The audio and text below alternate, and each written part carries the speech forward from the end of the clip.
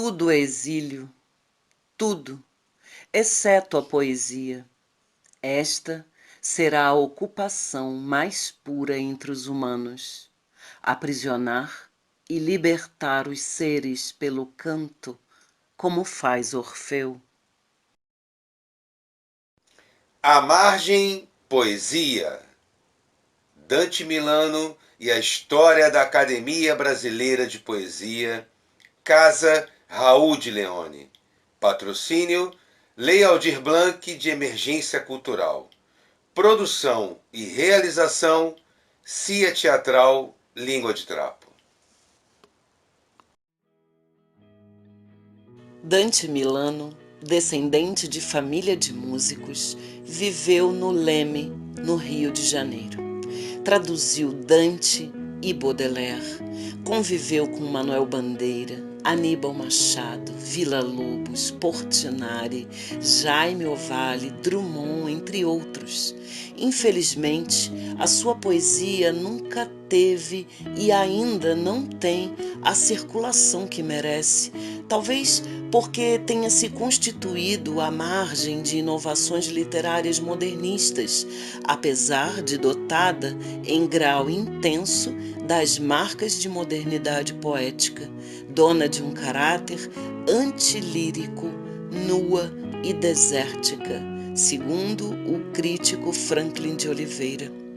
Sobre ele, Manuel Bandeira afirmou: Dante Milano é seguramente o mais retraído dos nossos poetas e, por tão retraído, tão pouco conhecido do grande público, ainda que altamente prezado pela nata de seus confrades. Talvez, por conta desse retraimento, só tenha publicado o livro aos 50 anos e sua obra seja um caso típico de texto só frequentado por poetas, ainda assim, bem poucos. Segundo Mário de Andrade, a sua poesia era pensamenteada, manifesta referência ao caráter reflexivo de que era dotada, qualidade também observada por Manuel Bandeira ao afirmar que o poeta parecia escrever seus versos naquele indefinível momento em que o pensamento se faz emoção. Para Vinícius de Moraes, que o considerava poeta bissexto, Dante Milano era notável pela unidade de sua forma poética de grande pureza.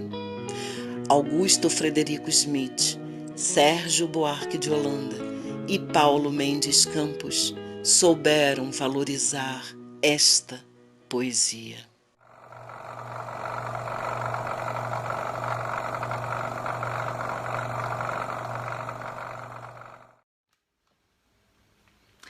De Dante Milano, Descobrimento da Poesia. Quero escrever sem pensar, que um verso consolador venha vindo impressentido, como o princípio do amor. Quero escrever sem saber o que dizer. Quero escrever uma coisa que não se possa entender, mas que tenha um ar de graça, de pureza, de inocência, de doçura na desgraça, de descanso na inconsciência. Sinto que a arte já me cansa e só me resta a esperança de me esquecer do que sou e tornar a ser criança.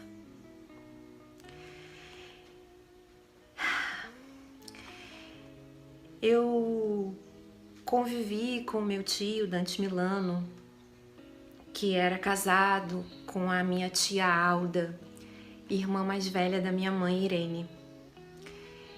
E apesar de ter poucas lembranças dele, são lembranças muito boas, muito doces, porque ele era um homem calmo, doce, ele adorava criança. E eu lembro dele ter um carinho, um respeito, de tratar as crianças assim como iguais. Ele era um pai maravilhoso das minhas primas, Ana e Gilda. Ele era um avô também muito dedicado aos netos, Dante e Ana Carolina. E o que fala mais sobre um grande homem, um grande artista, um grande poeta, que não queria ser famoso. Ele era uma pessoa muito simples, ele era recluso. Ele relutou para ter as obras dele publicadas, inclusive a primeira obra publicada foi no ano de 1948, que eu até tenho aqui essa edição especialíssima, que foi editada pela Livraria José Olímpio. E esse livro foi publicado, a revelia dele. Foi por um amigo, porque ele tinha amigos que eram também admiradores, né, da grandeza da arte dele. Então muitos assim insistiam para ele publicar e, enfim, fazer parte daquele mundo, né, que ele fazia, mas não queria estar no palco, vamos dizer assim, né. Enfim, e é isso. Eu me sinto muito honrada de ter essa oportunidade de fazer essa homenagem a um grande artista brasileiro. E eu acho que também não muitas pessoas sabem, mas ele, além de escritor, poeta, tradutor autodidata, ele também era escultor. Então era um artista completo, né? E acredito que nessa simplicidade, nessa reclusão, né, que ele fazia isso tudo como uma forma de espiritualidade até, como uma forma de viver. Eu acho que ele escrevia porque ele precisava. Ainda na infância, Dante Milano sofre dificuldades financeiras após o pai, o músico Nicolino Milano, abandonar a família. Impedido de cursar o ginásio, Dante Milano torna-se autodidata e aprende inglês, francês e italiano. Torna-se ajudante de revisor na redação do Jornal da Manhã e, aos 17 anos, revisor na Gazeta de Notícias. Ainda na adolescência, começa a escrever seus primeiros poemas. Trabalhar no setor de recenseamento do Estado, onde conhece o diplomata e poeta Olegário Mariano, de quem se torna grande amigo. Na década de 20, conhece muitos intelectuais e artistas ligados ao modernismo, como o poeta Manuel Bandeira e o músico Jaime Ovalle. Organiza uma antologia de poetas modernos, publicada em 1935, e traduz algumas odes do poeta latino Horácio e cantos da Divina Comédia do poeta italiano Dante Alighieri. Apenas em 1948, com quase 50 anos, Dante Milano publica o volume Poesias, reunindo toda a sua obra. Dante Milano muda-se para Petrópolis, região serrana do estado do Rio de Janeiro, em 1985. 3 anos depois, recebe o Prêmio Machado de Assis da Academia Brasileira de Letras pelo conjunto da obra. Dante Milano morre em 1991, aos 92 anos de idade.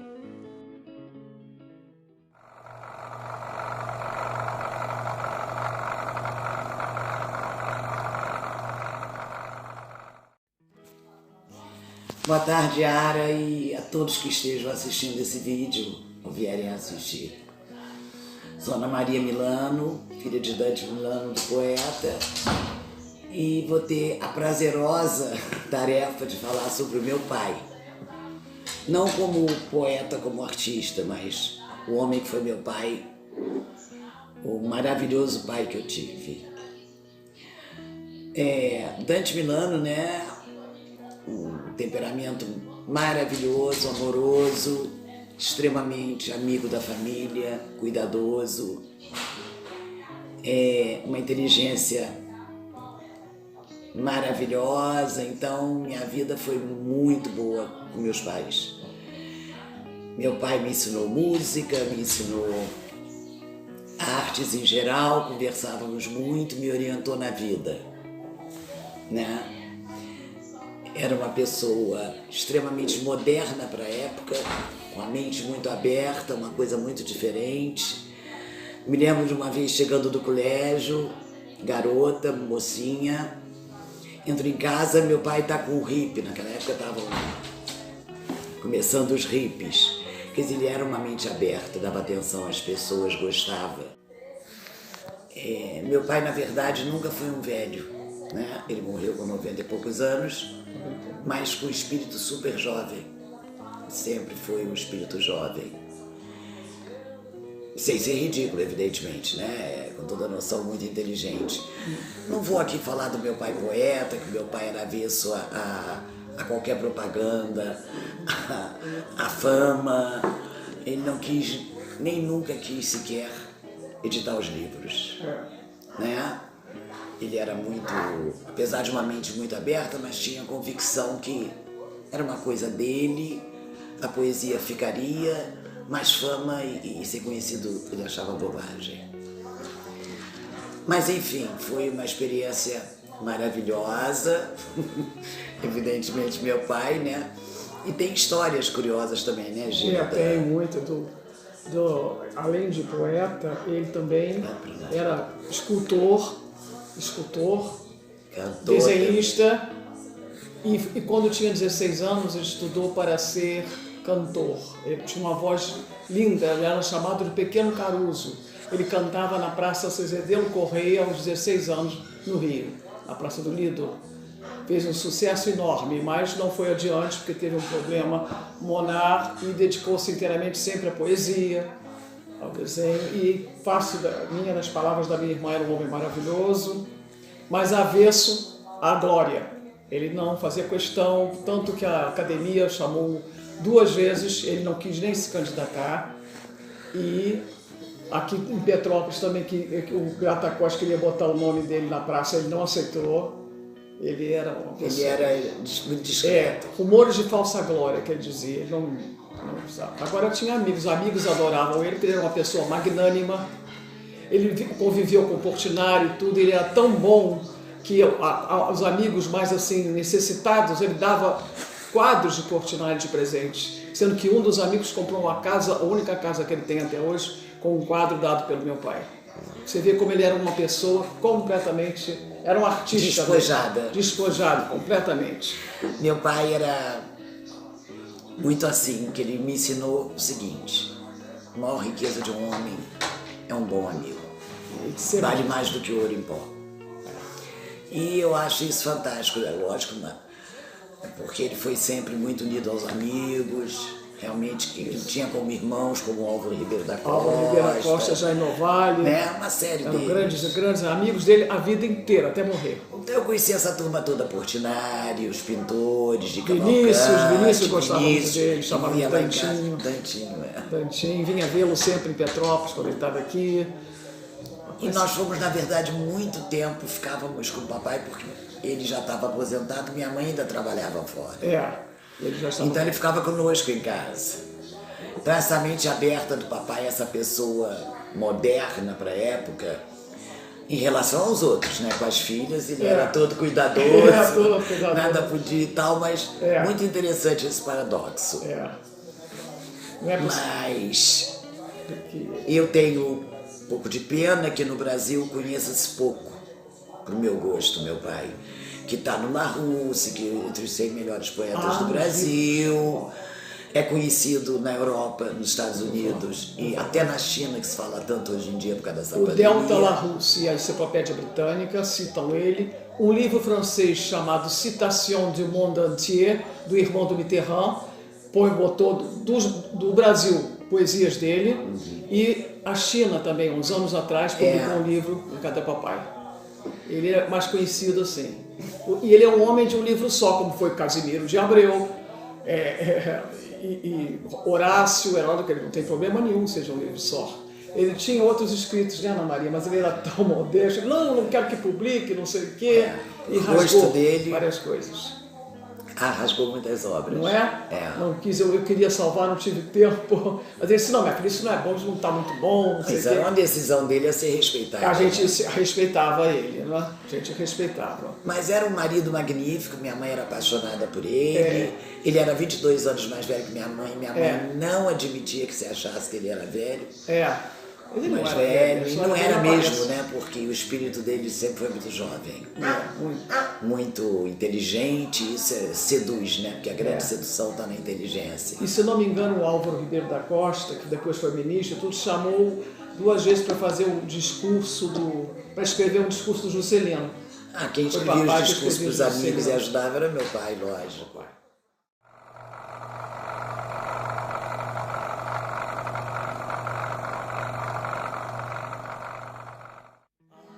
A nossa vida foi muito divertida nesse ponto com os artistas que conhecemos, que conviviam lá em casa. Né? As pessoas gostavam muito do meu pai, lógico. Ele fez traduções do Inferno de Dante, dos 2 capítulos de Dante Alighieri e Baudelaire. Tem até um livro sobre existe Baudelaire. E Mallarmé, né? Mallarmé também. Mallarmé também. E a Casa Rui Barbosa também fez os 100 anos dele, fez homenagem aos 100 anos dele. E ele ganhou aquele prêmio, né, Gilda? Ele ganhou 3 prêmios. Felipe de Oliveira, em 1948, Jabuti, Machado de Assis, o prêmio maior da literatura, que é Machado de Assis. A academia, ele não quis entrar, feito o Carlos Drummond também, não quis entrar. Foram os 2 que não quiseram entrar para a academia. Não fizeram questão. E no fim da vida ele cedeu e se deixou entrevistar pela Rede Globo. Foi uma pena que o Roberto Dávila... Foi muito divertido pra gente aqui. O Roberto Dávila quis entrevistá-lo, mas ele achava que não estava mais com a voz tão boa, já voz de velho, não sei o quê, e não deu entrevista. O Rubem Braga que fez uma vez uma entrevista, falou por ele no Jornal da Uma, isso tudo. E tem vídeos feitos sobre eles também. Tem da Globo, um vídeo que é muito bonito feito pela... São meus filhos, ele era um avô amorosíssimo. Pela TVE. Louco pelos netos, enfim. Gente, nossa vida com os pais foi maravilhosa. Não era nem um pouco convencido. Mais o que falar. Não era tinha muito simples. Muito simplório. Era de uma família de artistas, o irmão dele também foi poeta. O pai foi um grande violinista. Família de artistas. O avô, o pai, grande violinista, então como o rei de Portugal foi embora para a Europa. Ele era uma família de artistas. E fez o hino de Pernambuco, meu avô. Musicou o hino de Pernambuco. Em Mafra, em Portugal, os sinos tocam uma música dele. O irmão, meu padrinho, Atílio Milano, que também é poeta. E foi ator de teatro, morou com o pai da Bibi. Oh, meu Deus do céu, Procópio Ferreira, ele tirou o primeiro lugar. Mas ele deixou o Procópio, todos eles eram simples, né? Deixou o Procópio passar à frente dele, não teve importância. Mas enfim, era maravilhosa. Família de artistas, nada melhor. Nós somos realizadas, né, Ana Maria, com essa família. Os netos, ele era louco, quando os netos nasceram, ele ficou enlouquecido. Aí é que ele quis vir embora para Petrópolis, para ficar perto dos netos. O pai mais amoroso do mundo. Eu queria ficar perto dos netos, e essa neta aqui era uma beleza de neta. Foi uma neta deslumbrante para ele. Aqui onde eu moro, essa casa era dos meus pais. Eles moravam aqui, eu morava na mesma rua, porque moravam comigo. Quando ele recebeu uma herança, comprou essa casa. Mamãe dava almoço, recebia o pessoal todo. A Dori Gelli vinha muito aqui, Carmen Felicetti, essa turma toda vinha aqui. Conhecem aqui. Papai gostava muito de receber. Como eu disse, falar do meu pai é sempre prazeroso, né? Mas é porque a inteligência dele era encantadora. E agora eu gostaria de dizer o seguinte, fico muito feliz que lembrem do meu pai, que falem nele, que para mim ele é a pessoa mais importante do mundo. E isso é muito bom, eu estou à disposição de vocês. Que pena que estamos em pandemia, que tem que ser via vídeo, né? Não tem problema nenhum se precisarem da gente, né, Gilda? É um prazer enorme. Estaremos sempre à disposição. E vou me despedir de vocês, né, Yara, e de todos que estão assistindo, agradecendo e me colocando à disposição. A mesma coisa digo eu, foi um prazer enorme, gostaria até de conhecê-la, Yara. Vocês todos que estão assistindo, meu muito obrigada. E é sempre um prazer, né? Sempre. A cultura nunca toma lugar, né? É sempre uma coisa maravilhosa. Sim, é tudo. Muito obrigado. Tchau.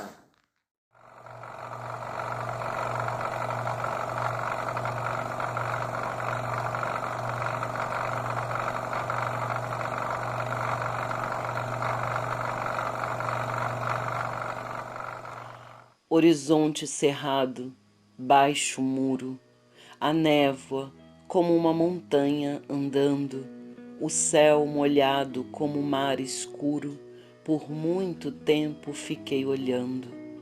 A terra transformada num monturo, por muito tempo ainda ficou ventando. Cravei no espaço lívido o olhar duro e vi a folha no ar gesticulando. Ainda agarrada ao galho, antes do salto, no abismo a debater-se contra o assalto do vento que estremece o mundo e então sumir-se em meio àquele sobressalto, depois de muito sacudido no alto e de muito arrastada pelo chão. Áridas palavras, refratárias, secas, arestas de fragas secretando uma água morosa, suada, que não mata a sede. São pedras na boca, rolam balbuciantes, buscando um sentido. Uma quer ser beijo, outra quer ser lágrima. Não basta dizê-las, elas querem ser mais do que palavras. Como captarei a ideia sem fim, não sei de onde vem, que tenta exprimir-se. Áridas palavras para as bocas ávidas, e quando elas brotam, não são mais que as notas de uma extinta música. Esta tarde parece a última tarde. Dentro de mim, como um lago, vejo um apagado ser feito de nada. Não sei o que a água escreve sem palavras. A ideia que eu persigo imita o voo lento de uma asa refletida na água, mais nua e fria do que o céu cinzento. A vida não tem fundo, ó vãs alturas. A vida quase não é vivida e tudo fica mais distante. Cai a tinta da treva sobre o mundo, também dentro de mim tudo se apaga. Some-se na água a sombra que eu cavava. Essa noite parece a última noite.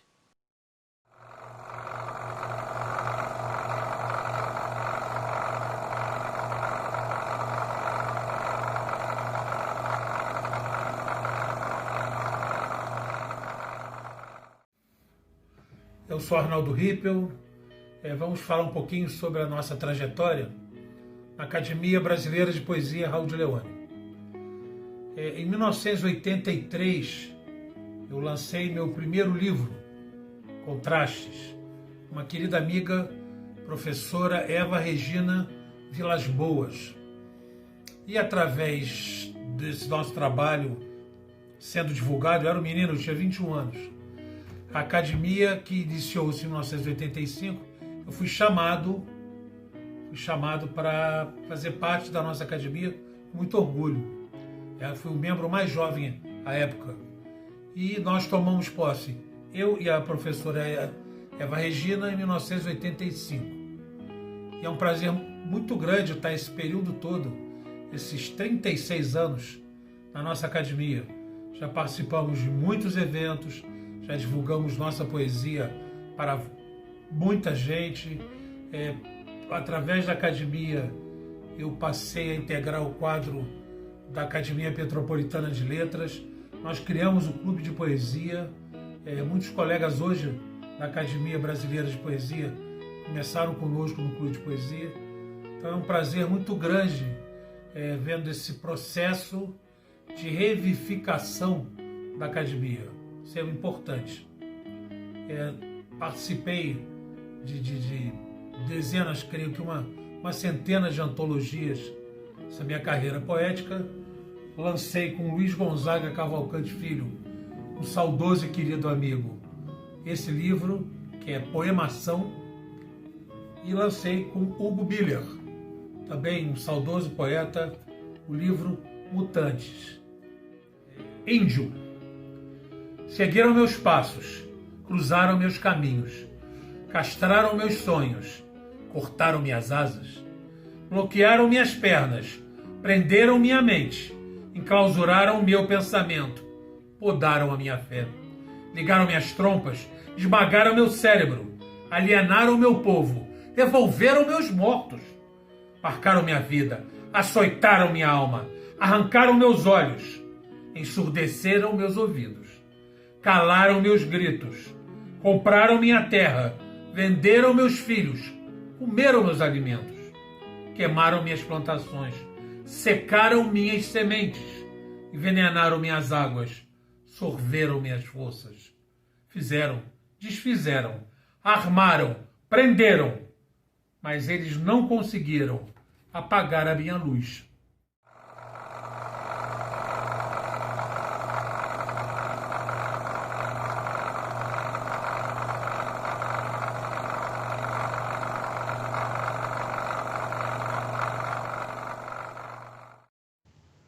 Boa noite.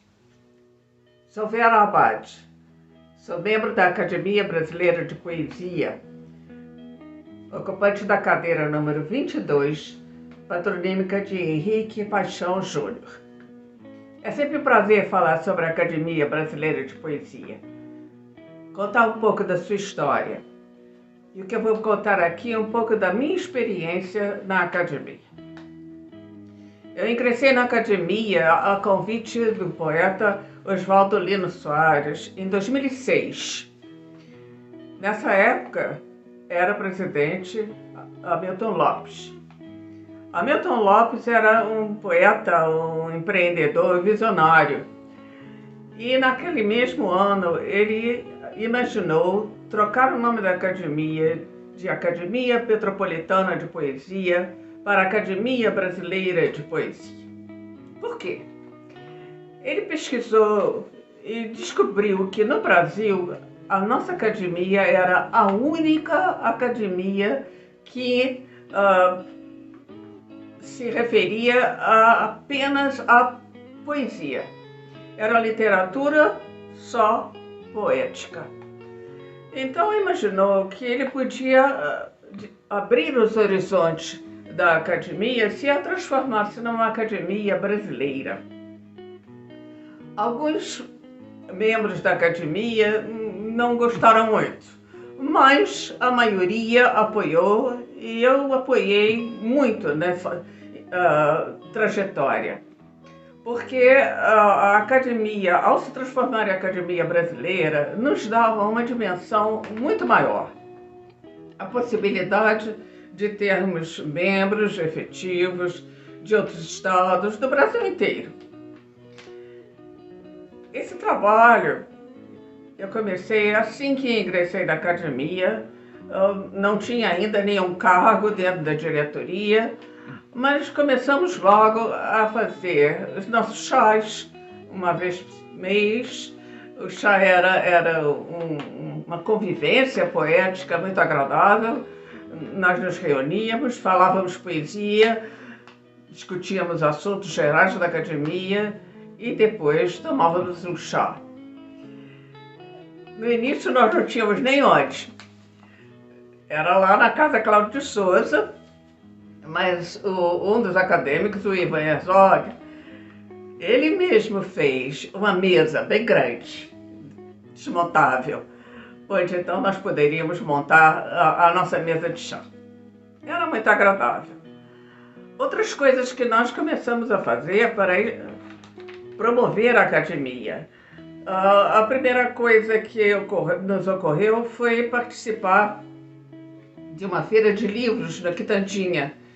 Eu não me lembro exatamente a data, mas acredito que tenha sido 2006, 2007. Nós levamos os livros publicados pelos acadêmicos e fizemos um stand com o nome da academia. Ali fizemos muitos contatos com pessoas de fora, algumas pessoas do Rio, que gostariam de ingressar também na nossa academia. Além disso, novos acadêmicos começavam a entrar e o nosso quadro começava a ficar completo. Entretanto, era necessário fazer um estatuto novo que contemplasse essa mudança de Academia Brasileira de Poesia Petropolitana para a Academia Brasileira.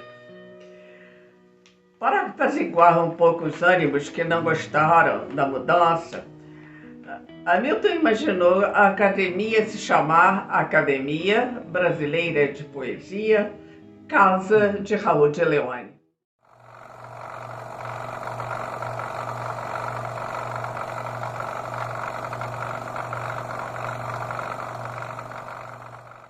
A academia, então, intitulou-se Academia Brasileira de Poesia, Casa de Raul de Leone, copiando a Academia Brasileira de Letras, que é a Casa de Machado de Assis. Infelizmente, Hamilton não pôde ver o desenvolvimento da sua ideia. Ele faleceu logo depois, mas seu sucessor, que foi Silvio Adalberto, seguiu seus passos. Os primeiros passos já estavam dados. A academia era muito ativa. Nós tínhamos o nosso show, nós tínhamos uma vez por mês uma palestra, geralmente dada pelos nossos acadêmicos, ou então por um acadêmico convidado. A Argila, que é a nossa revista, foi toda reformada e começou a ser novamente publicada todo ano. Eu também posso ir na academia e conhecia muito pouca gente.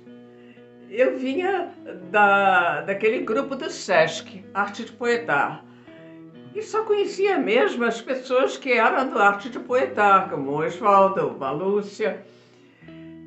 Mas a minha posse, eu resolvi que a minha posse ia ser uma grande festa, que ia congregar todos os acadêmicos e muita gente de fora, fazendo também a propaganda da Academia Brasileira.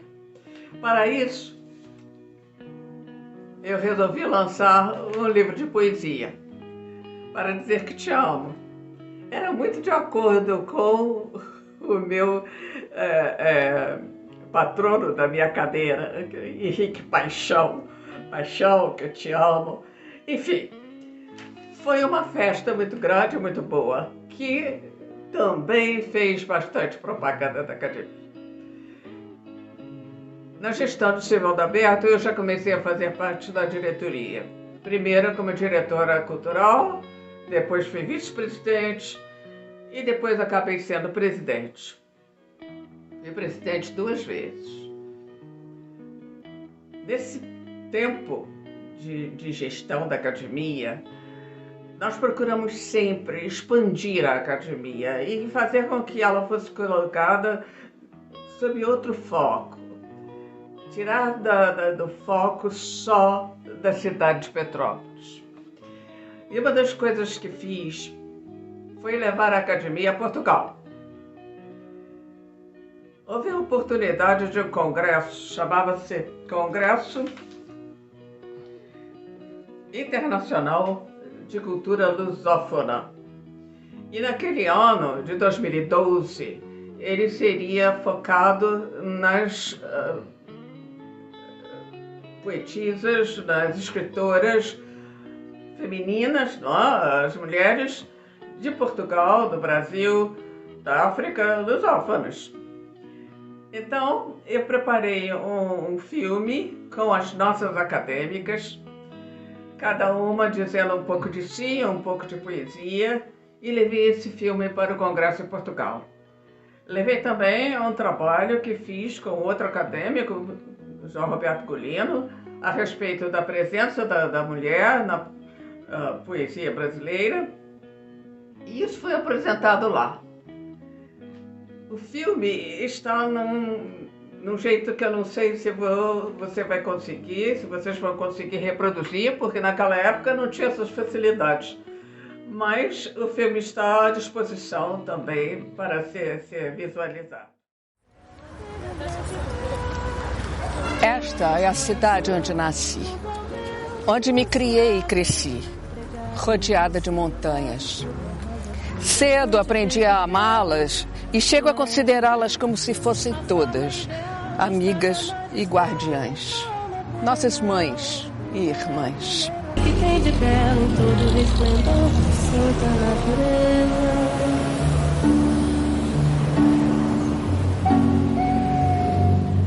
Aqui estão Laura Esteves, Marilena Salazar, Carmen Felicete, Cristiane Michelin, Marglore, Gladys, Lúcia Maú, Flávia Saavedra e Joelza Salles Santos. Meu nome é Marilena Salazar. Eu não sou alegre nem triste, eu sou Flávia Saavedra Serpa. Sou Carmen Felicete, estou nessa academia desde a sua fundação. E poesia eu comecei a escrever desde pequena. A primeira que eu escrevi eu tinha 9 anos. Eu sou Cristiane Michelin e a minha história tem alguma semelhança com a história dela, porque no caso foi meu pai, eu sou filha de Fernando Magno, que é poeta, é membro da nossa academia e tem inclusive livros na Biblioteca de Coimbra. Eu sou Laura Esteves, poeta, contista, pertenço ao PEN Clube do Brasil e ao grupo Poesia Simplesmente, que é um grupo lá do Rio de Janeiro que faz um trabalho com poesia, música, teatro, mímica, teatro de bonecos. O que eu posso falar de mim, de minha persona, é muito simples. Eu nasci poeta. Eu, desde pequena, sempre declamei. Eu sou Maria da Glória de Almeida Araújo e sou mais conhecida na minha cidade por Marglore. Marglore é o meu nome artístico e literato. E fiquei muito feliz por estar aqui, porque esse momento parece que vai ficar para a posteridade. Então, vamos falar de nós e da nossa história um pouco. Eu sou petropolitana, descendente de colonos alemães, mas sou casada, meu marido é filho de portugueses.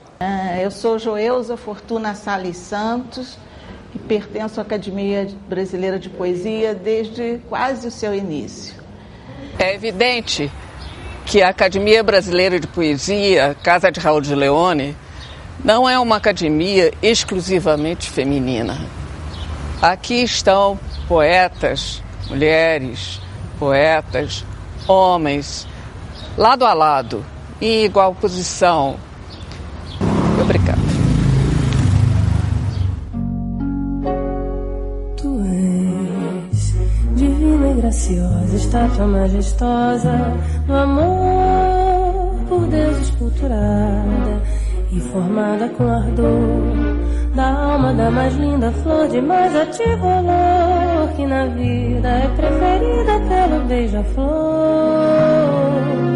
Se Deus me fora tão clemente aqui neste ambiente de luz, formada numa tela. Depois que saí da direção, infelizmente, não tivemos uma sequência daquilo que nós tínhamos começado a fazer. E hoje em dia, em razão da pandemia, estamos tendo que recomeçar. Eu aproveito então, nesse testemunho, para conclamar os nossos acadêmicos, vamos recomeçar. Vamos começar com os mesmos passos que nós começamos a traçar na época do Hamilton. E vamos restaurar a nossa academia, a sua posição que já teve, de uma academia brilhante, com muita atividade e com muita gente interessada nela. Obrigada. Ao ver os altos castelos do Alhambra, dos Alijares, lavrados à maravilha, el rei Dom Juan dizia: se tu quiseres, Granada, contigo me casaria e te daria como Arras, Córdova e Sevilla. Não sou solteira nem viúva, sou casada, rei Dom Juan, com Abenamar, o mouro, senhor que muito me quer. Maior felicidade que amar uma mulher, amor de longo olhar e presente saudade. Amor muito maior é amar uma cidade. Creio num Deus moderno, um Deus sem piedade, um Deus moderno, Deus de guerra e não de paz. Deus dos que matam, não dos que morrem, dos vitoriosos, não dos vencidos. Deus da glória profana e dos falsos profetas. O mundo não é mais a paisagem antiga, a paisagem sagrada. Cidades vertiginosas, edifícios a pique, torres, pontes, mastros, luzes, fios, apitos, sinais. Sonhamos tanto que o mundo não nos reconhece mais. As aves, os montes, as nuvens não nos reconhecem mais. Deus não nos reconhece mais. Na noite, cor de sono, cor de sonho, fulgurando na treva, um raio estronda. Final do céu, divino, mas medonho, e uma mulher, sem ter onde se esconda, os cabelos desfeitos, aparece, e em meus braços se atira. Então, absorto, vi que o corpo, quando ama, desfalece. Vi que o rosto, ao beijar, parece morto, como se o beijo os lábios lhe torcesse. A boca toma a forma de um sorriso que se constrói como se o beijo doesse. Visões do amor, possuídas, mais incertas, o corpo se entregou, mais indeciso, e deixou-se cair de mãos abertas. Aperte fortemente a pena ingrata entre os dedos nervosos e trementes, e os versos jorram, claros e estridentes, numa cascata, numa catarata. Escrevo e canto cânticos ardentes, enquanto dos meus olhos se desata uma fiada de lágrimas de prata, como um colar de pérolas pendentes. Eu canto o sofrimento, a ânsia incontida de amor, que é a maior ânsia dessa vida, vida a que a humanidade se condena. E todo o meu sofrer, todo se pinta nesse pingo de dor, pingo de tinta, lágrima negra que me cai da pena. Eu sou Yara Rocha, atriz, poeta e dramaturga da Companhia Língua de Trapo, uma companhia teatral que pesquisa o teatro popular no Brasil e na América Latina. E eu venho aqui para falar da história da Academia Brasileira de Poesia, Casa Raul de Leone. Como vocês estão assistindo agora nesse mini documentário,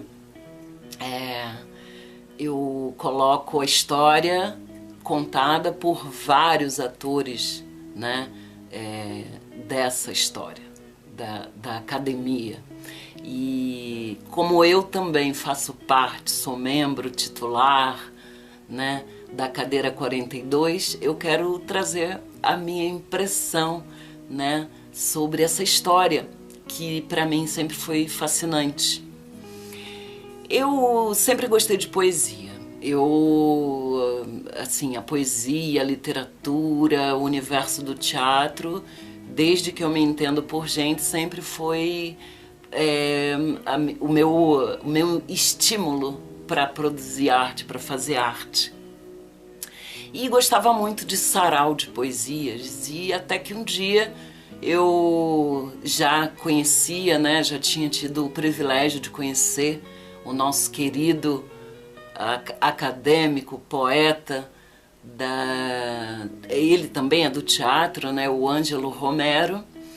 E um dia, passando na casa dele com uma também outra grande artista, né, de Petrópolis, eu tinha levado alguns poemas impressos e nós conversávamos sobre o teatro. Falávamos muito sobre o teatro, sobre o nosso fazer teatral, sobre as nossas dificuldades na nossa cidade imperial, que não é fácil.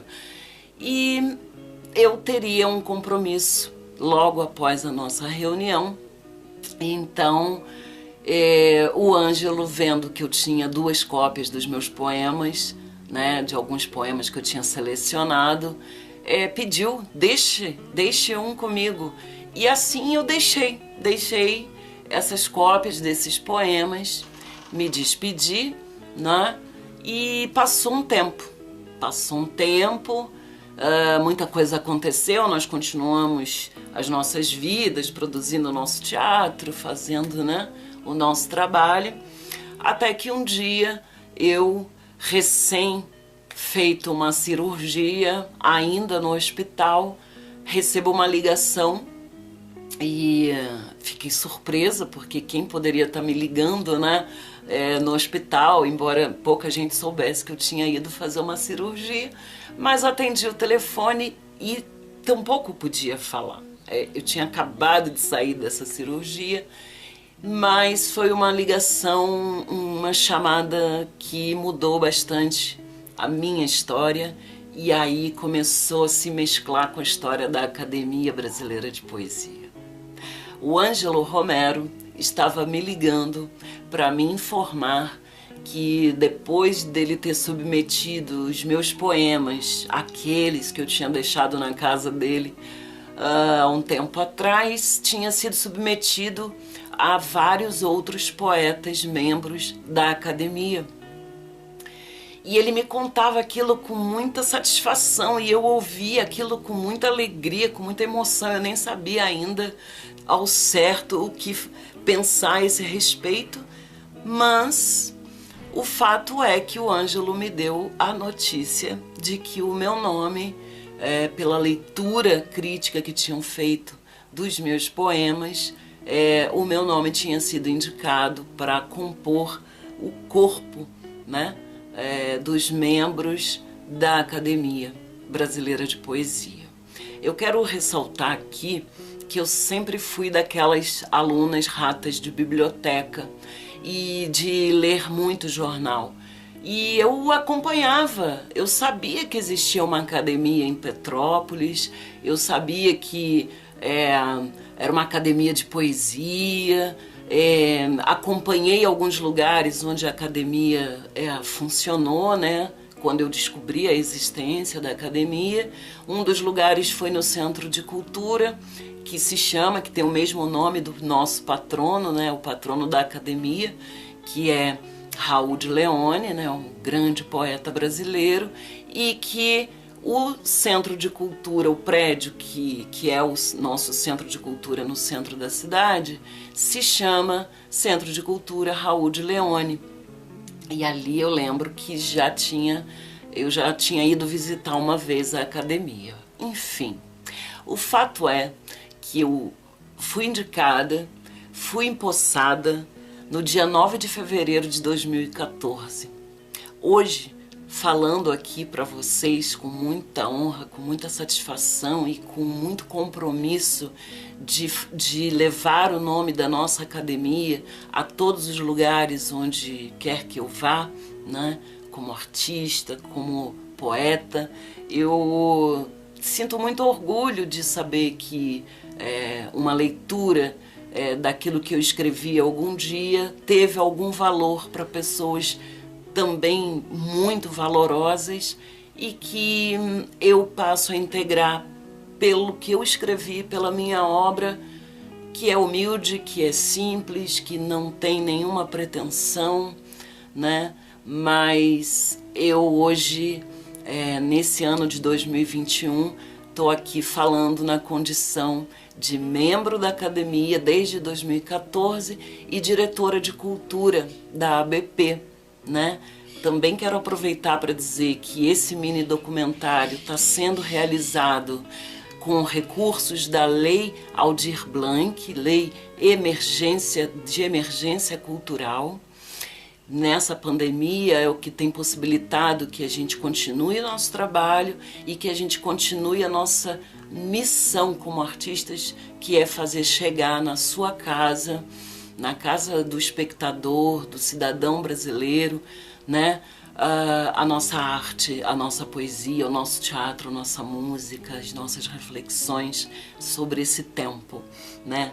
Esse tempo de crise sanitária, de pandemia, em que nós tivemos que reaprender a viver, né? No isolamento social, no distanciamento, no uso de máscaras, mas estamos aqui. Continuamos fazendo poesia, falando de poesia, e para completar a minha satisfação em estar falando hoje como membro da academia, como diretora de cultura da Academia Brasileira de Poesia, Casa Raul de Leone, é que não só eu fui empossada nessa data, em fevereiro, né, que o 9 de fevereiro de 2014, o meu patrono, a cadeira que eu ocupei, a cadeira 42, de aí uma grande descoberta, uma grande preciosidade na minha vida, e eu agradeço isso à academia, ao Ângelo Romero, que é meu padrinho,